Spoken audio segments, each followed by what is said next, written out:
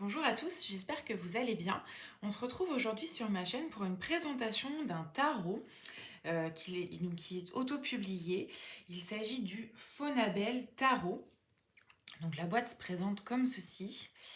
Et en fait, au dos, comme c'est indiqué, c'est un petit deck avec un grand cœur. La volonté de la créatrice, en fait, ça a été de créer un deck pour générer, comme c'est indiqué, de la gentillesse, de la bienveillance, de la compassion envers soi-même. Et en fait, c'est un deck qui est destiné avant tout aux enfants. Donc on voit ici marqué au niveau de l'âge 3 ans et plus, ou bien moi j'ai pas d'enfant et pour autant j'aime beaucoup ce deck. C'est vraiment un peu un doudou deck, on va dire. Alors le projet était sorti sur Kickstarter, j'avais raté la campagne, mais je me suis procuré le deck sur le site des créatrices. Donc si je regarde, le artwork c'est Nicolas Allan et tout ce qui concerne, je pense, la conception du livret, c'est Juanita Benedicto.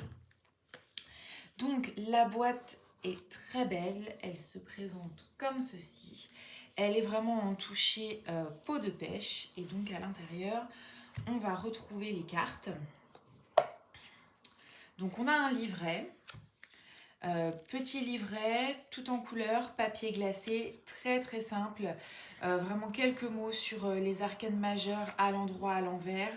Les arcanes mineures c'est pareil et ensuite il y a 3 pages de tirage, mais c'est vraiment juste voilà, des petites questions en lien avec l'énergie de la carte, mais sans plus. Et donc les cartes se présentent comme ceci. Donc elles ont un format différent des cartes classiques, elles sont vraiment carrées, on va dire. Elles sont assez petites, j'ai des petites mains et je peux vraiment les brasser très facilement. Elles ont un toucher peau de pêche, elles ont même du mal un peu, elles crochent un peu ensemble en fait quand on les brasse. Les tranches sont dorées, dorées un peu, c'est un or vieilli un petit peu. Le dos est comme ceci, il est magnifique, complètement réversible. Donc dans des teintes vraiment de bleu marine avec du doré. Hop. Et donc ensuite, on va faire défiler les cartes ensemble. Donc pour les arcanes majeurs, vous avez le numéro de la carte en haut, le nom en bas, mais vraiment inscrit de façon très très très discrète et très très fine pour vraiment laisser toute la place à l'illustration. Et donc comme vous pouvez le voir, on est vraiment sur un deck dans un esprit très doux, très enfantin. Il n'y a aucune image, enfin voilà, comme par exemple le 10 d'épée ou le 3 d'épée qui peuvent parfois être assez violentes. Là, on n'est pas du tout là-dedans. On est vraiment dans une énergie de douceur. Donc le fou, le magicien, la grande prêtresse, magnifique carte qui reprend l'illustration de la boîte et du livret. L'impératrice. Donc toutes les cartes sont illustrées avec des petits animaux. L'empereur, le hiérophante. Donc il est basé sur le style Rider évidemment puisque toutes les arcanes sont illustrées. Les amoureux, le chariot, la force, l'ermite, la roue de fortune, la justice, le pendu, la mort, la tempérance, le diable, la tour, l'étoile. J'adore cette carte. Je pense que c'est ma préférée du jeu. Avec cette petite coccinelle, j'adore. La lune, le soleil, le jugement, qui a été renommé l'éveil, avec ses petits ours qui sortent d'hibernation. Et la carte du monde. Donc ensuite, on va passer aux arcanes mineurs. Et donc là, le système est différent. Donc chaque suite est illustrée avec les mêmes petits animaux. Donc là, on va passer à la suite des coupes avec des petits poissons rouges. Et en fait, là, dans cette suite, les coupes sont en fait représentées par des petites bulles d'eau. Donc sur chaque carte, vous n'aurez ni le nom ni le numéro.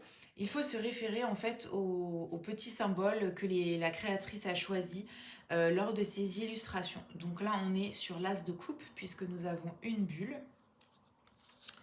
Là, nous sommes sur le 2 de coupe avec les deux petites bulles ici. Donc là, on peut les voir. 3 de coupe avec les 3 petites bulles ici et ainsi de suite concernant les illustrations.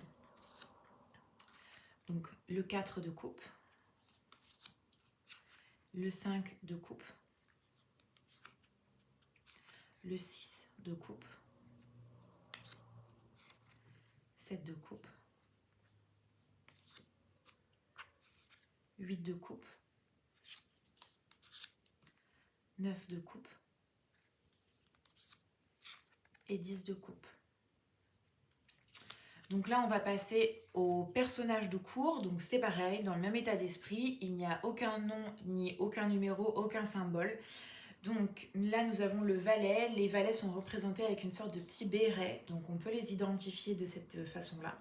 Donc le valet de coupe, le cavalier. Donc les cavaliers sont représentés juste avec le petit animal. Il n'y a pas d'autres illustrations additionnelles, on va dire. Donc là, on est sur le cavalier. Et donc ensuite, nous avons la reine et le roi. Donc c'est un peu le défaut, je dirais, de ce deck, puisque on ne va pas forcément identifier au premier coup d'œil quelle est la carte. Moi, je sais qu'à chaque fois que je fais un tirage avec, bon, bah, il faut que je recompte les petits symboles, ou si ça fait un bout de temps que j'ai pas fait de tirage avec ce deck-là, il faut que j'aille me référer au livret pour savoir quel est le personnage de cours que j'ai tiré. Voilà, si c'est la reine ou le roi ou le cavalier ou le valet, c'est pas forcément évident au premier abord. Après, je pense que c'est comme tout, c'est une question d'habitude. À force de faire des tirages avec, on connaît ces cartes. Donc là, on passe à la suite des bâtons qui du coup sont illustrés avec des petits chiens. Donc l'as de bâton, le 2 de bâton, le 3 de bâton, 4 de bâton, le 5, le 6, le 7, le 8, le 9 et le 10. Donc le valet, encore une fois avec son petit chapeau. Le cavalier, représenté en mouvement, et c'est juste le petit chien. Et donc ensuite, nous avons la reine et le roi. Généralement, le roi est vraiment représenté de façon portrait, uniquement concentré sur la tête de l'animal, alors que la reine est représentée de façon un peu plus complète. Ça permet de les distinguer un peu plus. Ensuite, on passe donc aux deniers qui sont illustrés par des petites tortues et vous allez voir avec des petites pelotes de laine. Donc là, nous sommes sur l'as de denier, le 2 de denier,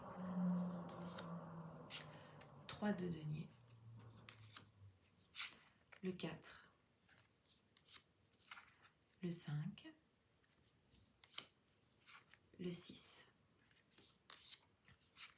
le 7, le 8, le 9, le 10. Et donc ensuite, le valet avec son petit chapeau, le cavalier, et donc la reine et le roi.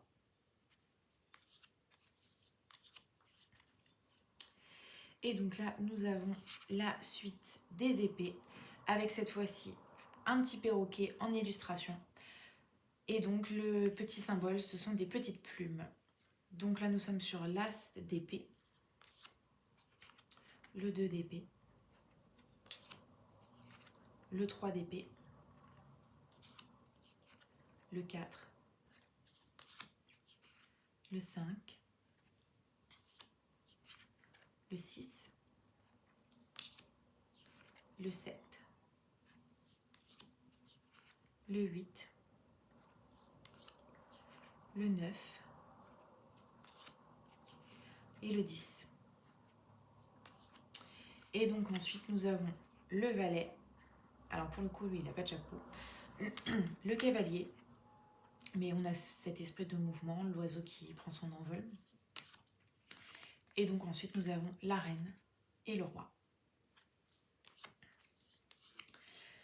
Et voilà. Donc effectivement, comme je disais, vraiment un deck dans un état d'esprit de douceur, de bienveillance, destiné avant tout aux enfants. Mais pour moi, c'est vraiment un doudou deck qui apporte du réconfort, de la douceur. Juste, voilà, comme je mentionnais, ce petit inconvénient que peuvent présenter les arcanes mineurs. Mais sinon, je regrette pas du tout mon achat. Les cartes accrochent un petit peu, mais c'est moins pire qu'au tout début lorsqu'elles étaient vraiment toutes neuves. Et c'est vrai que le fait que les cartes soient plus petites, c'est vraiment très agréable en fait à manipuler lorsqu'on utilise le jeu. Donc là, je fais un tirage, mais à mon avis, voilà, il faut que je prenne comme ça. Voilà ce que ça peut donner, en fait. Et c'est vrai que, admettons, si on utilise ce jeu avec un enfant, ça peut aussi voilà, être dans son apprentissage de compter 1, 2, 3, les petits... là, les bâtons, par exemple, sur cette carte-là, combien est-ce que tu en as, ou ça, c'est quoi comme animal, ou... Enfin, voilà.